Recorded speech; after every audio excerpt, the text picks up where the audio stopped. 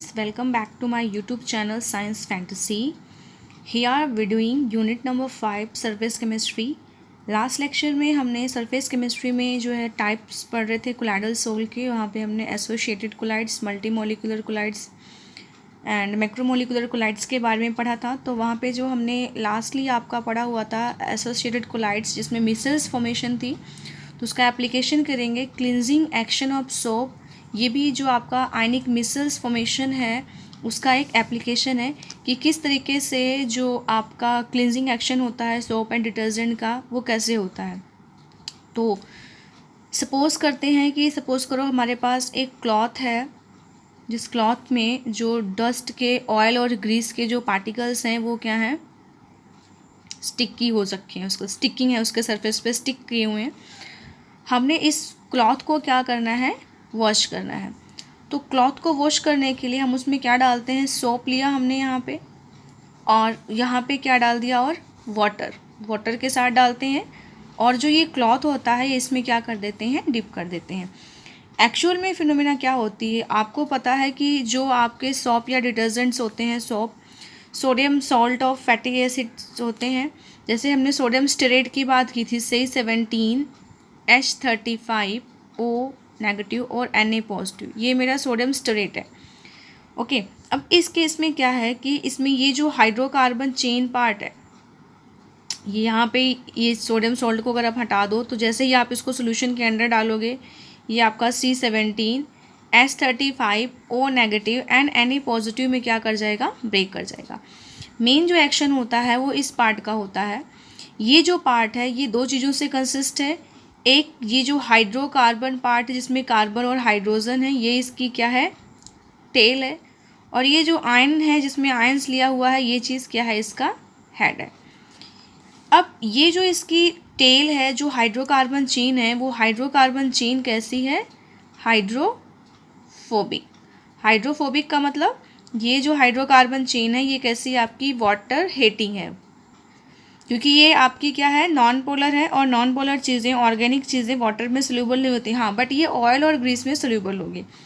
ये जो इसका हेड है, ये हेड इसका कैसा है, पोलर है, और पोलर होने की वजह से ये जो हेड है वो कैसा है, हाइड्रोफिलिक। हाइड्रोफिलिक का मतलब, हाइड्रो का मतलब वाटर और फिलिस का मतलब लविंग, ये वाटर लविंग है। तो उस केस में क्या होता है, जैसे ही सोल्यूशन के अंदर आप इसको डालते हो, इस चीज़ को हम ऐसे रिप्रेजेंट कर देते हैं, ऐसे हमने वेवी सी लाइन ले ली जिगजैग में, और ये चीज़ है। अब ये चीज़ जो है, ये जो आपका सोप है उसकी क्या हो गई, टेल है, और इस चीज़ को हमने क्या कह दिया, उसका हेड है, जो इसका हेड। ओके, जैसे ही ये सोप सॉल्यूशन जो होता है ऑयल और ग्रीस के कांटेक्ट में आता है, तो ऑयल और ग्रीस के कांटेक्ट में आते ही उसके साथ क्या कर लेता है, मिसल्स फॉर्मेशन करता है। सपोज करो ये वाटर की ड्रॉपलेट है, सपोज करो ये जो ड्रॉपलेट है ये किसकी है, ऑयल एंड ग्रीस की है। ओके, क्लॉथ्स में है, और सराउंडिंग में क्या है, यहाँ पे हमने वाटर फिल किया हुआ है, ये वाटर फिल किया हुआ है। तो इसमें जो हेड होगा वो पोलर होने की वजह से, हाइड्रोफोबिक होने की वजह से कहाँ जाएगा, वाटर की तरफ जाएगा, और जो उसकी टेल होगी वो कहाँ रहेगी, आपकी ऑयल और ग्रीस की, वो जो टेल होगी वो जो है ऑयल और ग्रीस की तरफ खुद को इस तरीके से अरेंज करेगा, और अरेंज करके क्या करेगा, मिसल्स फॉर्मेशन करेगा। मतलब अरेंजमेंट इस तरीके से होगी कि जो हाइड्रोफोबिक पार्ट होगा हाइड्रोकार्बन का, वो ऑयल और ग्रीस के अंदर रहेगा, और जो हाइड्रोफिलिक पार्ट होगा, जो वाटर लविंग पार्ट होगा, वो ऑयल और ग्रीस से आउटसाइड प्रोजेक्टेड होगा, ड्रॉपलेट जैसी बनेगी। क्योंकि जो हाइड्रोफिलिक पार्ट है वो पोलर इन द नेचर है, इसलिए ये वाला जो पोलर ग्रुप होगा, ये वाटर मॉलिक्यूल जो इसके सराउंडिंग में वाटर मॉलिक्यूल यहाँ पे प्रेजेंट है, इस वाटर मॉलिक्यूल के साथ क्या करेगा, इंट्रैक्शन करेगा, और इंट्रैक्शन करने से क्या करेगा कि ये जो ऑयल ग्रीस की ड्रॉपलेट्स होगी इसको पुल कर लेगा, ऊपर की तरफ क्या कर लेगा, पुल करेगा, और क्लॉथ से क्या लेके जाएगा, दूर जाएगा वाटर के अंदर, जहाँ पे ये आयनिक मिसल्स जो होती हैं एक्सेस ऑफ वाटर के साथ वॉश करने से ये क्या हो जाती हैं, वहाँ पे निकल जाती हैं। इसमें जो आपका ये स्टेरेट आयन है, स्टेरेट आयन क्या होता है, C17H35O नेगेटिव, ये आपका स्टेरेट आयन है। ये स्टेरेट आयन जो सोप मॉलिक्यूल का है, ये एक स्टेबल इमल्शन बनाता है। इमल्शन किसका बनाता है, ऑयल एंड वाटर का। आपको मैंने बताया था कि ये इमल्शन क्या होता है। इमल्शन वो चीज़ होती है जहाँ पे डिस्पर्स फेस और डिस्पर्शन मीडियम दोनों ही लिक्विड होते हैं, उसको हम क्या कहते हैं, इमल्शन बोलते हैं। तो ये जो स्टिरेट वाला आयन है वो ऑयल और वाटर के बीच में क्या बनाता है, इमल्शन बनाता है, जो एक्सेस ऑफ वाटर के साथ जो है वहाँ पे निकल जाता है। और इसमें क्या होता है कि हम कह सकते हैं कि जो वाटर के ड्रॉपलेट्स हैं, जब वो वाटर में काफ़ी सारी कि जो ये ऑयल की ड्रॉपलेट्स हैं जब यहाँ क्लॉथ में से बाहर आएंगी वाटर के अंदर, तो वो क्या बना देंगे, एग्रीगेशन भी कर सकती हैं। लेकिन नहीं, जब ये ऑयल वाली ड्रॉपलेट्स जो है वो बाहर की तरफ आती हैं, सपोज करो बहुत सारी ड्रॉपलेट्स बाहर आ गई, वाटर के अंदर आ गई, तो ये एग्रीगेशन नहीं करती, इकट्ठे नहीं हो पाती। क्यों? क्योंकि ऑयल का जो ड्रॉपलेट है उसके चारों तरफ ये नेगेटिव चार्ज होता है, क्योंकि जो आयनिक पार्ट है वो बाहर है। ऐसे ही दूसरे वाले के पास भी क्या होगा, नेगेटिव होगा। तो ये जो सेम चार्जेस होते हैं, एक ऑयल ड्रॉपलेट का नेगेटिव चार्ज दूसरे वाले के साथ क्या करेगा, रिपल्शन करेगा, जिससे ये दोनों एक दूसरे के क्लोज कॉन्टैक्ट में नहीं आएंगे और जो है एग्रीगेट नहीं होंगे, और एक्सेस ऑफ वाटर के साथ, प्लेंटी ऑफ वाटर के साथ ये बाहर निकल जाएंगे और जो क्लॉथ होगा वो क्लीन हो जाएगा। सेम इसी तरीके से आपका जो डिटर्जेंट होता है उसका भी क्लींजिंग एक्शन होता है। एक्चुअल में आपका डिटर्जेंट कटाइनिक और अनानिक होता है। सोडियम लुराइल सल्फेट, ये आपका सोडियम और पोटेशियम साल्ट होता है सल्फोनिक एसिड का, तो जैसे सोडियम लुराइल सल्फेट हो गया, ये भी इसका एक्शन ऐसे होता है। एक्चुअली सोडियम लुराइल सल्फेट का जो फॉर्मूला होता है वो आपका होता है CH3CH211, क्योंकि सल्फोनिक एसिड का होता है तो SO3 नेगेटिव और यहाँ पे Na पॉजिटिव। तो इसमें भी ये जो चीज़ है, ये जो चीज़ यहाँ पे देते हैं, ये इसकी टेल हो जाती है जो कि हाइड्रोकार्बन पार्ट होता है, और ये आयनिक वाला जो पार्ट होता है वो इसका हेड हो जाता है। सिमिलरली उसी तरीके से इसका जो मैकेनिज्म होता है वो यहाँ पे आपका होता है। ये अनायनिक डिटर्जेंट है। अनायनिक डिटर्जेंट का मतलब कि यहाँ पे जो चार्ज आ रहा है वो नेगेटिव आ रहा है, तो ये अनायनिक डिटर्जेंट है। एक्चुअली डिटर्जेंट जो होते हैं वो अनायनिक और कटायनिक होते हैं। लाइक जो उसका देखते हैं कि चार्ज क्या आता है, जैसे अभी यहाँ पे Na पॉजिटिव अलग निकल जाएगा, तो जो ओवरऑल बचेगा उसके ऊपर नेगेटिव चार्ज आ रहा है, तो ये आपका अनायनिक डिटर्जेंट है। हमारे पास एक डिटर्जेंट और होता है, वो होता है सिटाइल ट्राईमिथाइल अमोनियम ब्रोमाइड होता है। उसका नाम मैं यहाँ पे लिख के दिखाऊंगी, cetyl trimethyl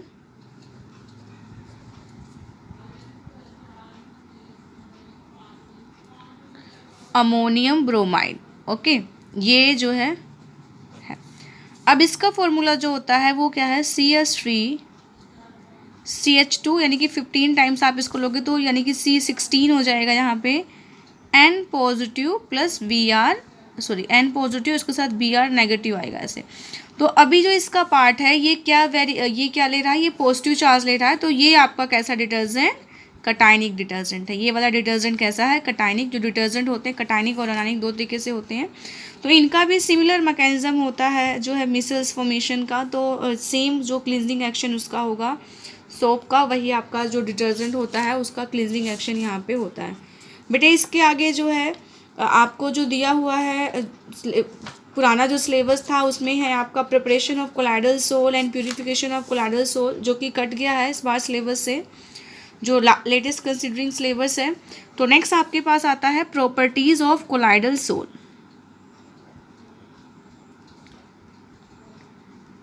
properties of colloidal sol. Colloidal sol की क्या क्या प्रॉपर्टी है? पहली जो प्रॉपर्टी है वो कोलाइडल सोल की, वो हम कहते हैं मैकेनिकल प्रॉपर्टी। फर्स्ट प्रॉपर्टी करते हैं इसकी मैकेनिकल प्रॉपर्टीज। मैकेनिकल प्रॉपर्टीज में क्या आता है, ब्राउनियन मूवमेंट। ब्राउनियन मूवमेंट, ये ब्राउनियन मूवमेंट क्या होता है? ब्राउनियन मूवमेंट क्या होता है, जो कोलाइडल के पार्टिकल कॉन्टिन्यूअस जिगजैग मूवमेंट करते हैं सोल के अंदर, उसको हम क्या कहते हैं, ब्राउनियन मूवमेंट। कैसे भी हो सकती है। तो ब्राउनियन मूवमेंट एक्चुअल में क्या होता है, कॉन्टिन्यूअस जिगजैग, जिगजैग का मतलब टेढ़े मेढ़े, zigzag movement of colloidal sol, movement of the colloidal particle. Colloidal particle आपका डिस्पर्स फेज और डिस्पर्शन मीडियम होते हैं, तो जो उनकी जिगजैग मूवमेंट होती है, टेढ़ी मेढ़ी, कॉन्टिन्यूसली वो मूव कर रहे होते हैं, उसको हम क्या कहते हैं, ब्राउनियन मूवमेंट कहते हैं। ब्राउनियन मूवमेंट बेस्ड होता है फैक्ट पे कि जो मॉलिक्यूल होते हैं डिस्पर्शन मीडियम के, उनकी काइनेटिक एनर्जी होती है, जिससे क्या होते हैं, जो मॉलिक्यूल होते हैं वो आपस में स्ट्राइक करते हैं, टकराते हैं। जैसे हम अगर चलते चलते किसी से स्ट्राइक करते हैं, कोलाइड्स करते हैं, तो कुछ ना कुछ स्पीड वगैरह में फ़र्क पड़ता है। तो सेम यही यहाँ पे भी फ़र्क पड़ता है। ये जो ब्राउनियन मूवमेंट है वो दो चीज़ों पे डिपेंड करता है, मैं आपको बता दूँ। साइज़ ऑफ सोल, यानी कि जो कोलाइडल सोल हैं उनके पार्टिकल का साइज़ क्या है, और दूसरा जो विस्कोसिटी है, किसकी विस्कोसिटी, सोल की विस्कोसिटी। यानी कि साइज जितना ज़्यादा छोटा रहेगा मूवमेंट उतनी फास्ट होगी, एंड विस्कोसिटी जितनी कम रहेगी मूवमेंट क्या उतनी होगी आपकी फास्ट। यानी कि स्मॉल साइज और लेस विस्कोसिटी जो होती है वो कोलाइडल पार्टिकल की जो जिगजैग मूवमेंट होती है उसको क्या करती है, इन्हांस करती है। तो जो कोलाइडल पार्टिकल्स है उनकी जो जिगजैग मूवमेंट होती है वही आपकी क्या है, ब्राउनियन मूवमेंट है। इस ब्राउनियन मूवमेंट के कॉजेज़ क्या क्या हैं, कि ये जो आपकी ब्राउनियन मूवमेंट है वो क्यों होती है, उसका क्या कारण है। इसका रीज़न ये है कि आपके पास जो कोलाइडल सोल होते हैं उसमें दो चीज़ें होती हैं। एक होता है डिस्पर्स्ड फेज, क्या होता है, डिस्पर्स्ड फेज, और जो दूसरा होता है वो दूसरा आपके पास होता है डिस्पर्शन मीडियम। क्या होता है, dispersion medium.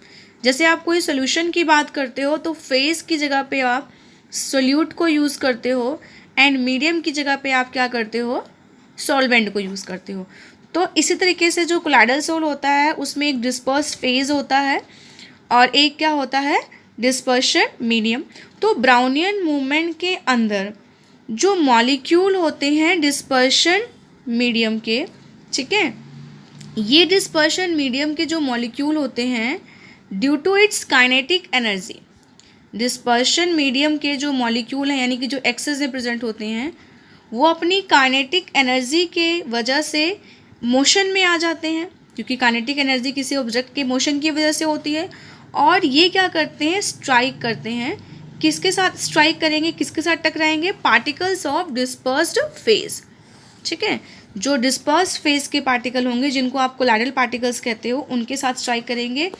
Like different direction से, डिफरेंट फोर्स से। सपोज करो कि यहाँ पे आपका ये कोलाइडल पार्टिकल प्रेजेंट है जिसको आप क्या करते हो, ये डिस्पर्स्ड फेज हो गया। तो जो डिस्पर्शन मीडियम के पार्टिकल होंगे वो हर साइड से आके इसको अलग अलग डायरेक्शन से, अलग अलग फोर्स से इसके साथ क्या करते हैं, स्ट्राइक करते हैं। स्ट्राइक करने का मतलब क्या करते हैं, टकराते हैं, जिसकी वजह से जो रिजल्टेंट फोर्स होता है वो रिजल्टेंट, इसका जो फोर्स होता है जो यहाँ पे जो डिस्पर्शन मीडियम के जो पार्टिकल आकर टकरा रहे हैं, रिजल्टेंट फोर्स की वजह से ये जो डिस्पर्स्ड फेज के पार्टिकल्स होते हैं ये क्या करते हैं, मूव करना स्टार्ट करते हैं। तो अगर इनकी जो ये हैवी होंगे काफ़ी तो इनको जो स्पीड होगी मूवमेंट की वो क्या होगी, स्लो होगी। इसलिए अगर कोलाइडल पार्टिकल जो है, जो डिस्पर्स्ड फेज का पार्टिकल है उसका साइज जितना ज़्यादा छोटा होगा मूवमेंट उतनी ज़्यादा फास्ट होती है। तो आपको मैंने कॉजेज़ बताया कि जो डिस्पर्शन मीडियम के मॉलिक्यूल होते हैं वो अपनी काइनेटिक एनर्जी की वजह से क्या होते हैं, मोशन करते हैं, और मोशन करते हुए वो डिस्पर्स फेज के मॉलिक्यूल के साथ आके स्ट्राइक करते हैं डिफरेंट डायरेक्शन से, ऑल साइड से, एंड डिफरेंट फोर्सेस थे। तो उस रिजल्टेंट फोर्स की वजह से जो डिस्पर्स फेज का पार्टिकल होता है मूव करना क्या कर देता है, स्टार्ट कर देता है, ठीक है। और ये आपकी जिगजैग मूवमेंट होती है फिर, और यही क्या है, आपका कारण है ब्राउनियन मूवमेंट का।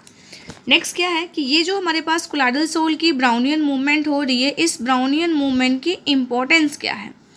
इम्पोर्टेंस ये है कि ये जो ब्राउनियन मूवमेंट है, ये ब्राउनियन मूवमेंट जो ग्रेविटी वाला फोर्स होता है, ग्रेविटी का फोर्स क्या होता है, ग्रेविटी फोर्स जो आपका अर्थ का पुल होता है, वो जो जिस फोर्स ऑफ अट्रैक्शन से जो अर्थ जो है वो ऑब्जेक्ट को अपने अट्रैक्ट करती है तो उसको हम ग्रेविटी का फोर्स कहते हैं। तो जो ब्राउनियन मूवमेंट होता है उस ग्रेविटी के फोर्स को क्या करता है, अपोज करता है। जब ये ग्रेविटी के फोर्स को अपोज करेगा, सपोज करो कि ये आपके पास पार्टिकल एसेस जो है मूव कर रहे हैं, तो वो क्या करता है, अगर ग्रेविटी के फोर्स को अपोज करता है तो जो कोलाइडल पार्टिकल होते हैं उनको कभी भी सेटल नहीं होने देता, नीचे नहीं बैठने देता। इट मीन्स क्या है कि जो ब्राउनियन मूवमेंट है वो जो कोलाइडल सोल की, जो कोलाइडल सोल्यूशन की जो स्टेबिलिटी होती है उस स्टेबिलिटी के लिए क्या होती है, यहाँ पे रिस्पॉन्सिबल होती है। और दूसरा क्या करती है, जो एवोगैड्रो नंबर यानी कि Na को भी डिटरमाइन करने में हेल्प करवाती है, जो आपका कोलाइडल सोल में कितने पार्टिकल्स जो है आपके वहाँ पे क्या होते हैं, प्रेजेंट होते हैं, उनकी डिटर्मिनेशन पे भी यहाँ पे आपकी हेल्पफुल यहाँ पे होती है। उसके बाद हम नेक्स्ट प्रॉपर्टी पढ़ते हैं, ये मैकेनिकल प्रॉपर्टी थी कोलाइडल सोल की। सेकेंड प्रॉपर्टी पढ़ते हैं optical property, optical property of colloidal sol. Optical properties के अंदर हम यहाँ पे पढ़ेंगे टिंडल इफेक्ट। आपने टिंडल इफेक्ट पहले भी किया हुआ है 9th क्लास में। टिंडल इफेक्ट क्या होता है, इसका मैं एक छोटा सा एग्जांपल दूंगी। लाइक आप एक डार्क रूम में हो और डार्क रूम में आप वहाँ पे मोबाइल की टॉर्च या सिंपल कोई टॉर्च जलाते हैं तो आपको लगता है कि ऐसे धूल में जो पार्टिकल्स हैं वो ऐसे सस्पेंडेड नज़र आते हैं। वो चीज़ क्या है, कोलाइडल पार्टिकल है। तो इसमें क्या होता है कि जब आप बीम ऑफ लाइट को जो है पास आउट करते हैं कोलाइडल सोल्यूशन में से किसी डार्क रूम में, तो जो लाइट का पाथ होता है ब्लू कलर का नज़र आता है। हम सभी ने ऑब्जर्व किया सिर्फ ब्लू कलर का ही नज़र आता है। तो वो नाइट में अगर आप उसको राइट एंगल से देखते हो तो आपका जो उसका पाथ होता है विजिबल होता है, और ये जो लाइट का पाथ होता है ये विजिबल होता है स्कैटरिंग ऑफ लाइट, लाइट की स्कैटरिंग की वजह से। और ये लाइट की जो स्कैटरिंग है वो कौन करते हैं, कोलाइडल पार्टिकल। जो कोलाइडल पार्टिकल्स होते हैं वो कोलाइडल सोल जो होते हैं वही लाइट की स्कैटरिंग करते हैं। इसका एक और एग्जांपल है कि मॉर्निंग के टाइम जब सनराइज़ होता है उस टाइम अगर कहीं साइड से लाइट रूम में एंटर करती है तब भी आपको वहाँ पे जो है वो लाइट का जो है पाथ जो है वो विजिबल होता है। तो इट मीन्स कि जो टिंडल इफेक्ट है वो हम सभी ने देखा है। तो अगर हम एक डेफिनेशन एक लाइन में टिंडल इफेक्ट की डेफिनेशन करना चाहेंगे तो टिंडल इफेक्ट क्या है, scattering of light by the colloidal particle. तो टिंडल इफेक्ट क्या है, scattering of light, scattering of light by the colloidal particle in a colloidal sol. Colloidal sol जैसे मिल्क हो गया, ओके, या सोप सोल्यूशन जो भी आपका है, तो जो स्कैटरिंग होती है लाइट की कोलाइडल पार्टिकल के थ्रू कोलाइडल सोल के अंदर, उसको हम क्या कहते हैं, टिंडल इफेक्ट कहते हैं। टिंडल इफेक्ट में हमें लाइट का पाथ जो है विजिबल होता है ब्लूइश लाइट में। हम इसमें से क्या करते हैं, जब किसी सोल्यूशन में से जो है वो लाइट पास करते हैं कोलाइडल सोल्यूशन में से, तो लाइट जब हम पास करते हैं और उसको हम 90 डिग्री से क्या करते हैं, राइट एंगल से ऑब्जर्व करते हैं, तो ऑब्जर्व करने के बाद जो है हमें उसका पाथ विजिबल होता है। जिस टाइम पाथ विजिबल होता है एक्चुअली कन्वर्जिंग रेज होती हैं, तो वो रेज जो है वो एक साइड से ऐसी आएंगी, एक साइड से ऐसी आएंगी। तो यहाँ पे ये जो एल्यूमिनेटेड पाथ होता है जहाँ पे वो लाइट नज़र आती है, ये जो एल्यूमिनेटेड पाथ होता है बीम का, इसको हम क्या कहते हैं, टिंडल कोन। क्या कहते हैं इसको, टिंडल कोन। तो जो पाथ होता है बीम ऑफ लाइट का जो हमें नज़र आता है, एल्यूमिनेशन का मतलब जो हमें नज़र आता है, उसको हम क्या कहते हैं, आपका टिंडल कोन कहते हैं। ये जो टिंडल इफेक्ट है ये तभी ऑब्जर्व हो सकता है जब उसके लिए दो कंडीशंस हैं। दो कंडीशंस कौन सी हैं, कि जो डायामीटर है, डायामीटर का मतलब क्या होता है, जो भी आपका पार्टिकल है उसके दो सरकमफ्रेंस को ऐसे टच करता है उसको हम क्या कहते हैं, डायामीटर कहते हैं। कि जो डायामीटर है डिस्पर्स पार्टिकल का वो बहुत ज़्यादा छोटा नहीं होना चाहिए as compare to wavelength of the light. Diameter of disperse particle, disperse particle का मतलब जो कोलाइडल सोल हैं जिनको आप डिस्पर्स फेज कहते हो, जिसकी वजह से जो लाइट की स्कैटरिंग करवा रहे हैं। The diameter of disperse particle is not much smaller, बहुत ज़्यादा छोटा नहीं होना चाहिए, much smaller as compare to wavelength of light,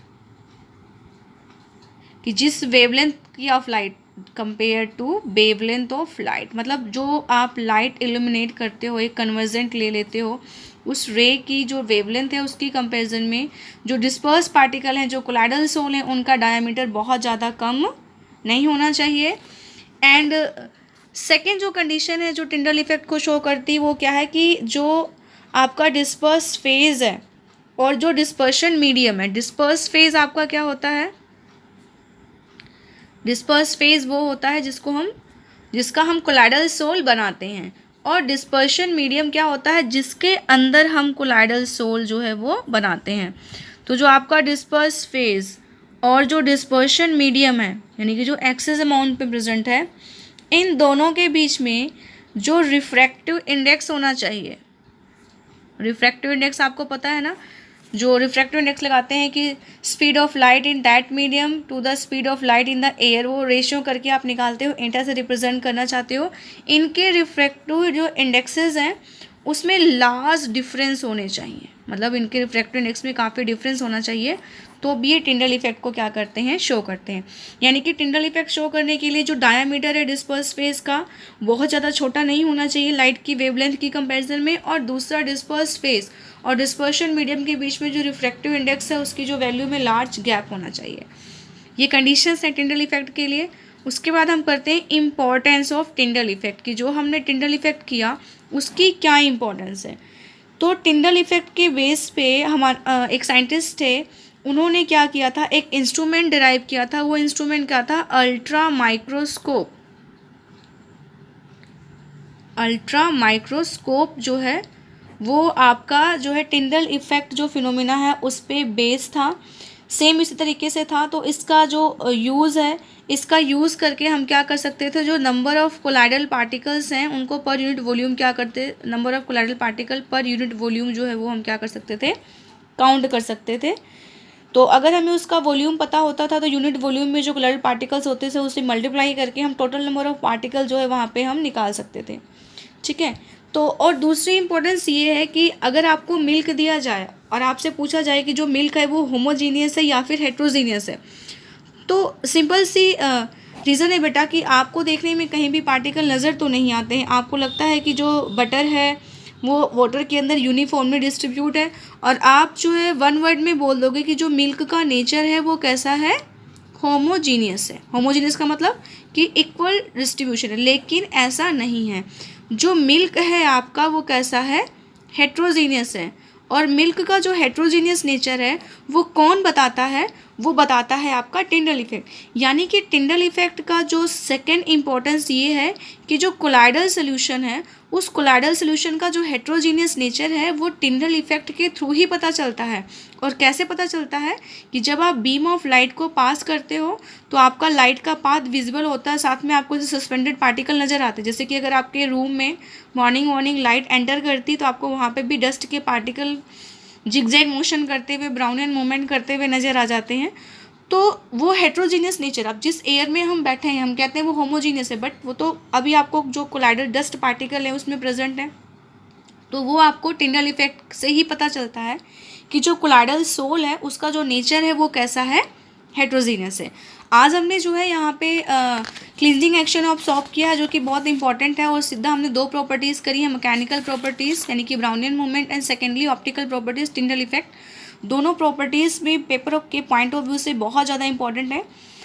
अभी इसकी एक और प्रॉपर्टी है जो लैक्टिकल प्रॉपर्टीज़ है, बट वो प्रॉपर्टी हम जो है वो नेक्स्ट लेक्चर में डिस्कस करेंगे। तब तक आप वीडियो को देखिए ध्यान से, एंड कोई भी क्वेरी होगी तो प्लीज़ ले लीजिएगा, अपने कंसेप्ट्स को क्लियर कीजिए, and keep watching and all the best. Thank you.